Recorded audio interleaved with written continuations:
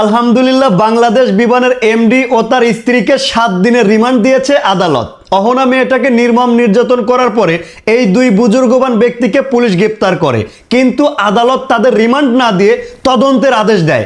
এই মেয়েটার সমস্ত শরীর ক্ষত বিক্ষত, তারপরেও এইখানে তদন্তের কি প্রয়োজন আমার বুঝে আসে না। আর রিমান্ড দিবেই বা কিভাবে? এই যে আমাদের বাংলাদেশের সৎ পুলিশ অফিসার, সে 1 নম্বর 2 নম্বর 3 নম্বর আসামি বাদ রাইখা ডাইরেক্ট 4 নম্বর আসামির রিমান্ড দাবি করছে। ওই যে কাজের ভুয়া, বুঝি সে গরিব মানুষ।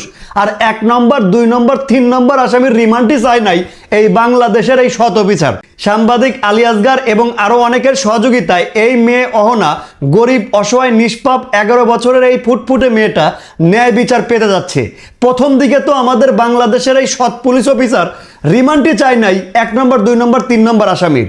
এখন আদালত আবার পুনরায় রায় দিয়েছে, 1 নম্বর 2 নম্বর আসামিকে 7 দিনের রিমান্ড দিছে ইনশাল্লাহ। এইবার এই অহনা মেয়েটা, 11 বছরের ফুটফুটে ছোট্ট মেয়েটা, যাকে নির্মম নির্যাতন করা হয়েছে, অসমের মধ্যে আটকে রেখেছে। এই মেয়েটা পেশ খেয়ে বেঁচেছিল। একটাবার চিন্তা করে দেখেন এই মেয়েটার উপরে কি পরিমাণে নির্মম নির্যাতন করেছে।